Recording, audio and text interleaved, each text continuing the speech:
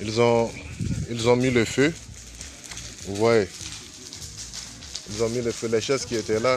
Ok, j'espère que ça suffit largement comme preuve. Vous venez d'entendre la voix d'un travailleur migrant sénégalais vivant à Sfax, en Tunisie. Son immeuble a été assiégé par des jeunes Tunisiens et 4 de ses voisins ont été poignardés et emmenés à l'hôpital. Un cas parmi tant d'autres de violences xénophobes qui touchent la capitale économique du pays. Dans certaines vidéos, on voit des jets de pierre ou encore des ouvriers de chantier agressés.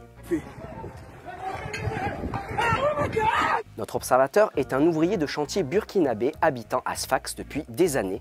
Vous n'entendrez que sa voix pour sa sécurité. Ils sont venus en lot dans leur maison. Les jeunes Tunisiens armés d'armes blanches, des couteaux, des barres de fer. Ils ont essayé de faire le forcing et au début, ils n'étaient pas nombreux. Ils étaient entre 4-5. Les jeunes Tunisiens sont revenus maintenant en lot, plus d'une trentaine, bien armés, avec des couteaux maintenant. Il y a une vidéo qu'un frère m'avait envoyée. La maison a été brûlée. Cette dame a eu la chance. Elle a eu la chance de passer par le couloir ici et monter, escalader.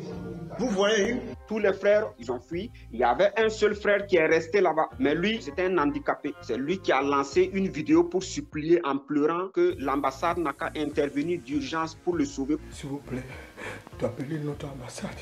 Ils vont nous aider. L'ambassade de Côte d'Ivoire, l'ambassade du Cameroun, l'ambassade de la Guinée. Les Tunisiens cassent nos maisons en face. Ils ont saccagé, ils ont retiré les biens. Ils sont rentrés fouiller d'abord pour chercher s'il n'y a pas de l'argent. Mais il y a eu des blessés. Personne n'a de téléphone là-bas. Ils ont tout retiré les téléphones. C'est les jeunes Tunisiens qui agressent. Ce sont eux qui violentent. Ce sont eux qui ont pris les téléphones. On ne peut pas négocier avec quelqu'un qui a l'arme blanche dans la main. Il faut sauver sa peau. Une campagne policière ciblant les migrants subsahariens sans papier a commencé à Tunis mi-février.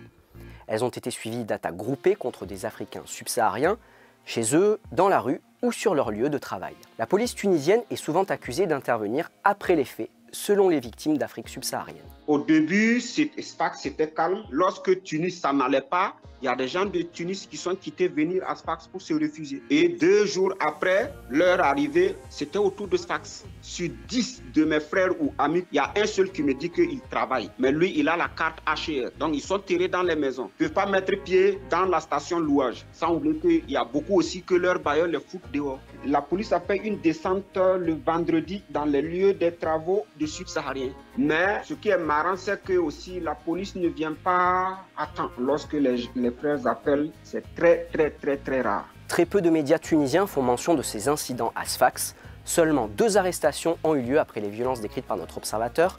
2 hommes tunisiens, dont l'un a été relâché peu de temps après, faute de preuves.